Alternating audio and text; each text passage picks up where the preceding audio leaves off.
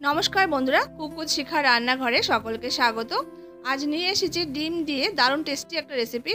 गरम भातेर संगे डिमेर এই রেসিপিটা জাস্ট জমে যাবে, খুব ভালো লাগবে খেতে। আশা করছি রেসিপিটা আপনাদের কাছে খুব ভালো লাগবে। তো বন্ধুরা যদি রেসিপিটা ভালো লাগে তাহলে কিন্তু অবশ্যই লাইক করবেন, শেয়ার করবেন, আর এখনো যদি চ্যানেলটি সাবস্ক্রাইব করে না থাকেন ভালো লাগলে চ্যানেলটি সাবস্ক্রাইব করে সাথে থাকা অনুরোধ রইল। তো আমি প্রথমে ডিমটাকে সেদ্ধ বসিয়ে দেব। তো আমি এখানে 5 পিস মতো ডিম নিয়েছি। আর ডিমটাকে এমন করে সেদ্ধ দিতে হবে যেন ডিমগুলো জলের মধ্যে ডুবে থাকে। আর এক্ষেত্রে বলে রাখি, অনেকে ডিম সেদ্ধ করে ডিমের খোসাটা যখন ছাড়ানো হয় সেই সঙ্গে কিন্তু ডিমগুলো উঠে চলে আসে। তা আমি বলবো এক্ষেত্রে ওই জলের মধ্যে সামান্য একটু লবণ দিয়ে দিলে সেই সম্ভাবনা থাকবে না, আর খুব ইজিভাবে ডিমের খোসাটা কিন্তু উঠে চলে আসবে ছাড়ানোর সময়। তো আমি ডিমটাকে ঠান্ডা জলের মধ্যে সেদ্ধ করে নিয়ে নিলাম। এবার দেখুন খুব সহজে আমি কিভাবে ডিমটাকে ছাড়িয়ে নিচ্ছি। তো সেদ্ধ করার সময় যদি লবণটা দিয়ে জলের মধ্যে দিয়ে যদি ডিমটা সেদ্ধ করা হয় তাহলে কিন্তু খুব সহজে ডিমের খোসাটা কিন্তু ছেড়ে চলে আসে। তো আমি এক্ষেত্রে দেইনি। তো আমি বলবো যাদের অসুবিধা হয় ডিমের খোসাটা ছাড়াতে, মাংসটা ডিমের যে মাংসটা আছে ওটা উঠে চলে আসে, তারা কিন্তু দিয়ে নিতে পারেন, তাহলে সুবিধা হবে ডিমটা ছাড়াতে। তো সমস্ত ডিমটা দেখুন আমি খোসাটা ছাড়িয়ে নিয়ে নিয়েছি। এবার একটা ছুরি দিয়ে এইভাবে করে দেখুন মাঝখানে একটু কাট লাগিয়ে দেবো।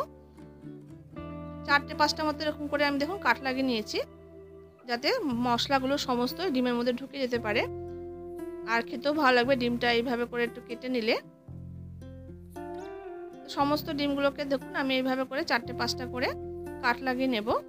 তো ডিমগুলো আমি কাট লাগিয়ে নিয়েছি। এবার সামান্য একটু লবণ, সামান্য একটু হলুদ আর সামান্য একটু লঙ্কার গুঁড়ি দিয়ে খুব ভালো করে ঘষে লবণ, হলুদ, লঙ্কার গুঁড়িটা ডিমের গায়ে মাখিয়ে নেব। তো এখানে আমি 5 পিস ডিম দিয়ে করছি, আপনারা চাইলে বেশি করে বা কম করেও কিন্তু ডিমের পরিমাণটা নিতে পারেন। তো লবণ হলুদ খুব ভালো করে মাখানো হয়ে গেছে।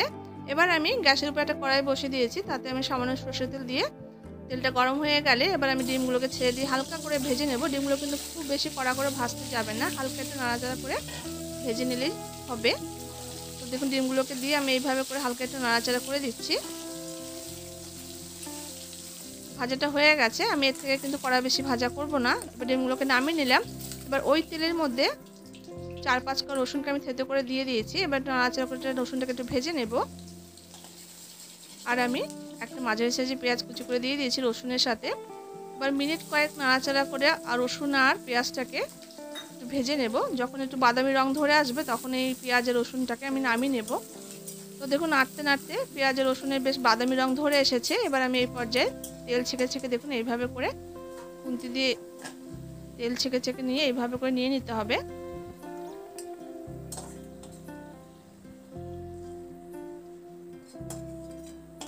এরপর আমি একটা মশলা তৈরি করব। তো আমি একটা মিক্সার জারের মধ্যে 2 চামচ পরিমাণ সাদা সর্ষে, 1 চামচ আমি কালো সর্ষে দিয়ে দিয়েছি, আর 2 চামচ মতো পোস্ত দিয়ে দেব।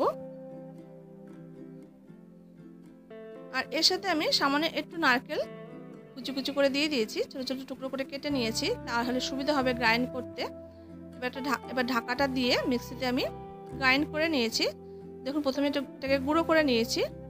এবার এর সাথে সামান্য একটু লবণ আর সামান্য একটু জল দিয়ে এর একটা স্মুথ পেস্ট তৈরি করে নেব। আর যখন আপনারা সর্ষে পোস্ত পেস্ট করতে যাবেন সেই সময় কিন্তু সামান্য একটু লবণ দিয়ে দেবেন, তাহলে কিন্তু মশলাটা তেতো হবে না। এবার আমি একটা বাটিতে মশলাটাকে ঢেলে নিয়েছি। এবার তার সাথে আমি খুব ভালো করে ফেটিয়ে নিয়েছি টক দইটা। এবার 4 চামচ মতো টক দই আমি দিয়ে দিয়েছি। আর এর সাথে টেস্ট হিসাবে লবণটা দিয়ে দিলাম, সামান্য একটু হলুদ দিয়ে দিয়েছি। আর ঝালটা যে যেমন খাবেন সেরকম মতো লঙ্কার গুঁড়োটা দেবেন। তো আমি এখানে 1 টিস্পুন মতো লঙ্কার গুঁড়ো, 1/2 টিস্পুন একটু কাশ্মীরি লঙ্কা গুঁড়ো দিয়েছি, আর সামান্য পরিমাণ একটু চিনি দিয়েছি, যেহেতু দই দিয়েছি টেস্টটা ব্যালেন্স হবে। আর যে ভাজা পেঁয়াজ আর রসুনটা আমি নামিয়ে রেখেছি সেই ভাজা পেঁয়াজ রসুনটা আমি এই পর্যায়ে দিয়ে দিলাম। এবার খুব ভালো করে চামচের সাহায্যে ভালো করে এটাকে গুলে নেব। তো এইভাবে একবার ডিমের কারি বন্ধুরা খেয়ে দেখবেন, দুর্দান্ত কিন্তু খেতে লাগে গরম ভাতের সাথে। এবার খুব ভালো করে আমি মশলাগুলো মিশিয়ে নিয়ে নিলাম। এবার যেহেতু একটু গাঢ় হয়ে গেছে তো এটাকে একটু পাতলা করতে হবে, তার জন্য সামান্য মিক্সি ধোয়া জল একটু দিয়ে দিয়েছি। তো দেখুন আবার চামচের সাহায্যে খুব ভালো করে এটাকে গুলে নিলাম। এবার যে ভেজে রেখেছিলাম ডিমগুলোকে সেই ডিমগুলো আমি এর মধ্যে দিয়ে দিয়েছি। আর উপর থেকে আমি 2 থেকে 3 টেবিল স্পুন মতো সর্ষের তেল, কাঁচা সর্ষের তেল দিয়ে দিলাম। এবার খুব ভালো করে এটাকে নাড়াচাড়া করে একটু মশলার সঙ্গে মিশিয়ে নেব তেলটাকে। তো এই রান্নাতে তেলের পরিমাণটা বন্ধুরা একটু বেশিই লাগে, তবে আপনারা আপনাদের মতো করে দিতে পারবেন। তো খুব ভালো করে এটাকে আমি গুলে নিলাম। এবার আমি রান্নাতে চলে যাব। তো আমি গ্যাসের উপর কড়াইটাকে স্লো করে দিয়ে আমি রেখে দিয়েছিলাম। এবার যে মিশ্রণটা আমি ওই যে তেল ছিল, তেলের মধ্যে ডিমের যে মিশ্রণটা আমি তৈরি করে নিয়েছি সেটা ঢেলে দিলাম। এবার প্রথমে আমি 2 মিনিট মতো মিডিয়াম ফ্লেমে ফুটিয়ে নেব। এবার এখানে আমি 4টে কাঁচা লঙ্কা দিয়ে দিলাম। এবার ফ্লেমটাকে একদম লোতে দিয়ে মিনিট 5-6 মতো এটাকে একটু ফুটিয়ে রান্না করে নেব। মিনিট 6 পর এবার আমি ঢাকাটা খুলে নিলাম। আমি দেখে নেব, দেখুন কতটা সুন্দর দেখতে হয়েছে। উপর থেকে দেখুন তেলগুলো কি সুন্দর ভেসে উঠেছে।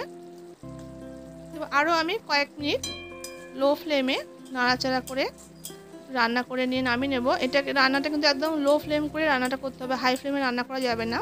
এবার ঢাকা দিয়ে মিনিট 2 মতো রান্না করে নিয়ে আমি গ্যাসটা অফ করে দিয়ে স্ট্যান্ডিং টাইম দিয়ে আমি আপনাদের দেখিয়ে দিচ্ছি। তো বন্ধুরা রান্নাটা আমার হয়ে গেছে। এবার আমি একটা বাটিতে এটাকে সার্ভ করে নিয়েছি।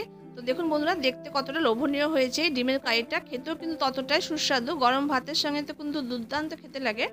তো আশা করছি রেসিপিটা আপনাদের কাছে ভালো লেগেছে। যদি ভালো লেগে তাহলে অবশ্যই এইভাবে একবার ট্রাই করে দেখবেন। আর আপনাদের কাছে কেমন লাগলো তা কমেন্ট করে অবশ্যই জানাবেন। দেখা হচ্ছে পরবর্তী কোনো রেসিপির সঙ্গে। ততক্ষণের জন্য আপনারা সবাই খুব ভালো থাকবেন, সুস্থ থাকবেন। ধন্যবাদ।